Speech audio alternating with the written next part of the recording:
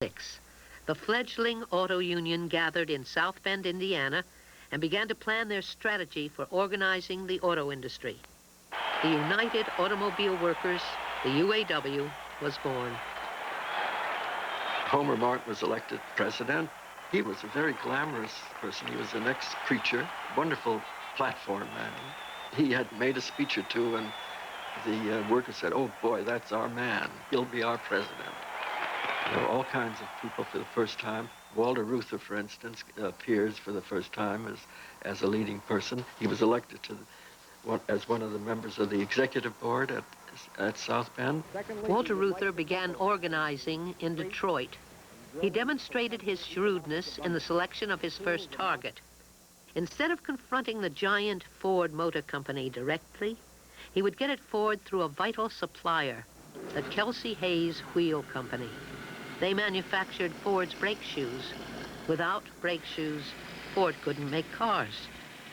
One of the organizers inside Kelsey Hayes was Reuther's brother. There was a woman working next to me, a young mother who I think had real worries at home about whether her children were being cared for because, you know, there are no daycare centers and maybe she didn't have a mother around to care for them, but every time I conversed with her, her concern was about her children. She needed the job. She was under incredible pressure, and she produced more pieces per hour than I did. Her fingers were more nimble, but she only got 21.5 cents an hour, and I got 32.5 cents an hour. I don't know what these half cents were for, but women automatically, even when they did more work than men at a job, were automatically paid less. One day, she was under such terrible pressure, she fainted. Walter said, "We've got to do something dramatic." Instead of sending pickets to march outside the plant, he would use a revolutionary new tactic, the sit-down strike. A small group of people could bring production to a halt by sitting down inside the plant. The woman who had fainted was the perfect person to spark the strike. And he turned to this young mother and he said, "Do you think you could faint again, but on schedule?" And the change of shift came on Tuesday, and she fainted, and I walked over and pulled the main switch. And the superintendent of the whole department came pounding down, threatening people they're going to be fired if they didn't go back to work. And he came over and raised hell with me, said he was going to be fired, get back to work. And I said, "No, there's only one person who can get him back to work." "Who in the hell's that?" I said, "His name's Walter Reuther, and here's his telephone number." And Walter was sitting, waiting for the call. The workers were startled to discover that they had actually stopped production. They held the plant for 9 days. Ford threatened to take its business elsewhere, and Kelsey Hayes was forced to settle with the union. Today are here again, the stars above are clear again. The U.A.W. won the right to organize and an increase in pay for all workers. And Walter Reuther won his first victory. The U.A.W. was on its way. Its next objective, to organize the mammoth General Motors complex in Flint, Michigan. GM was now the largest auto manufacturer in the world. We were worried, how are we going to tackle Flint with 42,000 workers, a city that was really like almost a feudal domain of General Motors. They controlled everything there. The city of Flint had passed an ordinance that only two could meet, you know, and stop and talk on the streets, and they'd break it up. And they'd break it up. If three of you stopped, they'd be by until you break it up. Threatened by a hostile police force and constantly watched by company spies, the union organizers were forced to hold secret meetings. Slowly, they built a corps of men they could trust. The break came one day in December. Workers at the Fisher body plant punched in as usual. An ordinary day. Then something happened.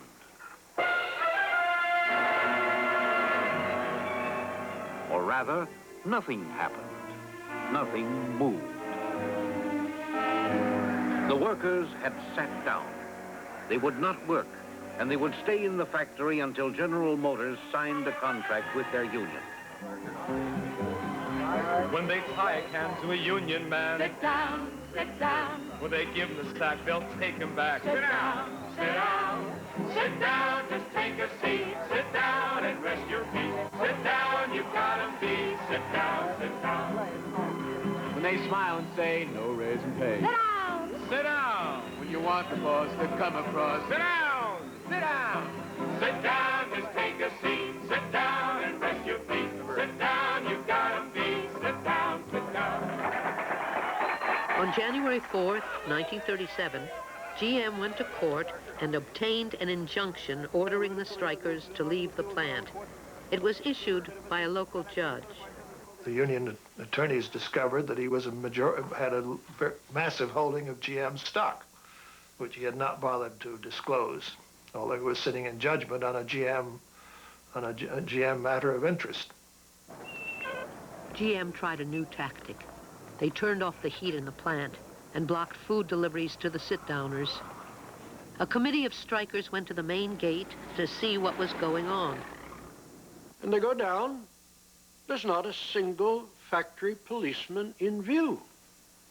They had all retreated to the women's restroom because they didn't want to be present when the attack came on the building. And that was a warning to us that something was about to happen. The men waited. At dusk, they saw the Flint police approaching in full riot gear. They attacked with tear gas and guns.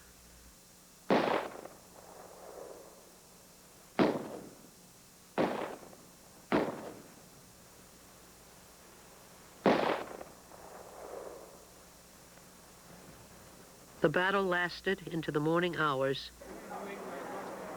Ironically, GM supplied the strikers weapons, slingshots fashioned from inner tubes. For ammunition, the workers used car door hinges. Each hinge weighed 1.5 pounds. 14 workers were wounded by police gunfire, but the strikers had prevailed. The police retreated to the far shore of the Flint River. The Battle of the Running Bulls was the strikers' first victory, but the strike was not over. The next day, January 12th, the strikers watched silently as the National Guard rolled into Flint and set up machine guns. And they marched the National Guards up about 100 feet from us, and the commander commanded them to fix bayonets. So they put the bayonets, and those guns were loaded, too. Those rifles were loaded. I said, you better give the command to take those bayonets off of those guns there, or we're going to march in between them, and we're going to take the bayonets off, and we're going to shove them right down their throat. Now, if you think we're fooling, you're crazy as hell. They just marched right in between the National Guard. And these National Guards were, some of them, in their teens. And it was 5 degrees above zero, but they were sweating. And we went back to the commander and said, now, as far as we're concerned, this is a peaceful sit-down strike. And we're here in support of that strike. And we're going to do everything necessary to see that they win the strike. We don't care if it's the National Guards or who it is. So he gave the order to take the bayonets off the rifles, stand at ease, and he told the fellas going back in the picket line. As the sit-down continued in Flint, Walter Reuther began calling support strikes at GM plants in Detroit. Cadillac and Fleetwood sat down. In Oakland, California, Atlanta, Georgia, Kansas City, Missouri, Cleveland, Ohio, and Anderson, Indiana, strikes paralyzed the General Motors operations nationwide. But GM refused to yield. As the days go by, you wonder, when the company's going to start bending. And isn't the company going to face the reality? They're going to have to recognize us. And you have all this confidence, and as days go on, you wonder how it's going to end. Is this company just going to hold out forever?